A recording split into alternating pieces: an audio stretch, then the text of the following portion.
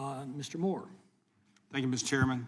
Just a week ago, the New York Times reported that the Biden administration has downplayed repeated signs that migrant children are being widely exploited. I would go on record today and say it doesn't sound like just the Biden administration based on what I'm hearing in here, but Ms. Rodas, you mentioned something and it kind of it triggered a response a while ago. You said these kids are being recruited in their home country. What do you mean by that? So, and I'd be happy to submit for the record, we have children saying that there are radio advertisements in their hometowns. So in Huehuetenango, for example, in Guatemala, they're actually advertising on the radio, come with us, we'll give you passage to the United States. There's an example of a sponsor who currently is in Austin, Texas at this moment. He attempted to sponsor 4 children, 1 from the Pomona Fairplex Emergency Intake Site and 3 from the Pecos Emergency Intake Site, promising work to these children who were making $2.50 a day on the coffee farm he owns in Guatemala. So he lured them here. Now, fortunately, they were put into long-term care, but they are being lured here. Facebook ads and other things. Children are being lured here and then put to work here. So it doesn't sound like they're fleeing as much as they're being baited to come here in a lot of ways from what I'm hearing. In many ways, they're not fleeing.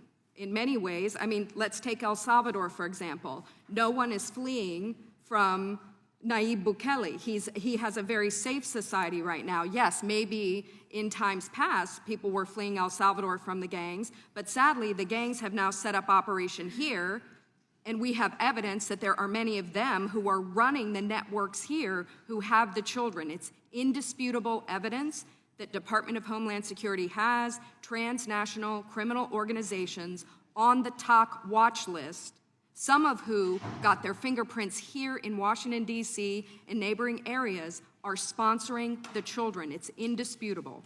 You mentioned, too, debt bondage. What do you mean when you say debt bondage, and who does the money go to? So the money goes to the trafficker who ultimately brings them here.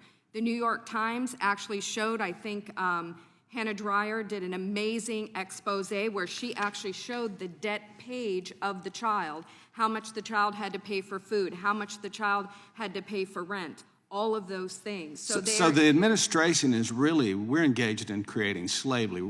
We are trafficking slaves to this country. Absolutely. There is no doubt.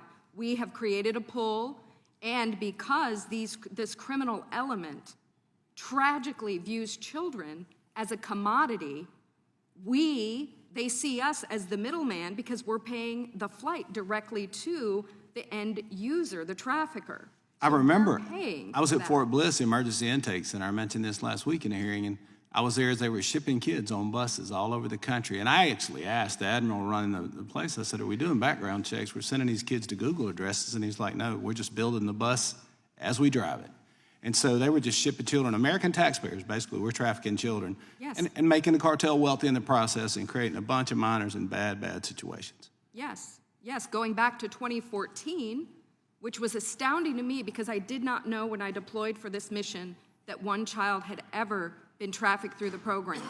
So the horror when someone sent me the 2016 Senate report, I'm sitting there on the Pomona site seeing all these strange things and all these multiple sponsors at multiple addresses trying to collect these kids from multiple sites. And I read the report and I thought, which side am I on? Right. Which side are you on? Which side? Because we know about trafficking all the way back then, how teens were lured from Guatemala, put in slave labor conditions where they were held sometimes at gunpoint and their families were threatened to be killed. So I've got about 45 seconds. Thank you for being a whistleblower. I guess they didn't treat you very nicely when you blew the whistle, I understand. No, they did not. They threatened me with investigation. They walked me off the emergency intake site, and they took my badge. My agency, thankfully, I work for the Council of the Inspectors General. I'm not here in that capacity, but they actually offered to send agents to retrieve me, to escort me home because they were concerned for my safety.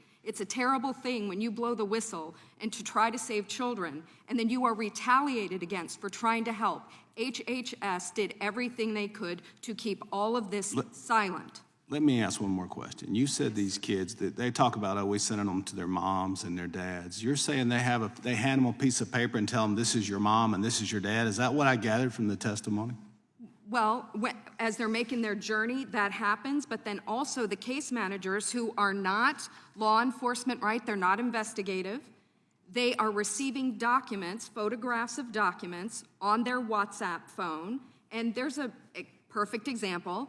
A 20-plus-year-old man sponsored what we believed was his sister, who was only 16 years old. He submitted a birth certificate for himself and her as brother and sister. And then, about 10 days after she's released, we see she's for sale on his WhatsApp page. You know, her shirt is buttoned down to her navel. She's all made up. The documents, there is no one at HHS vetting the children who is That's where we need law capable to enforcement. determine. I'm out of time. Mr. Chairman, I yield back. Thank you. Mr. Chairman, I have a unanimous consent request. State the request. Thank you, Mr. Chairman.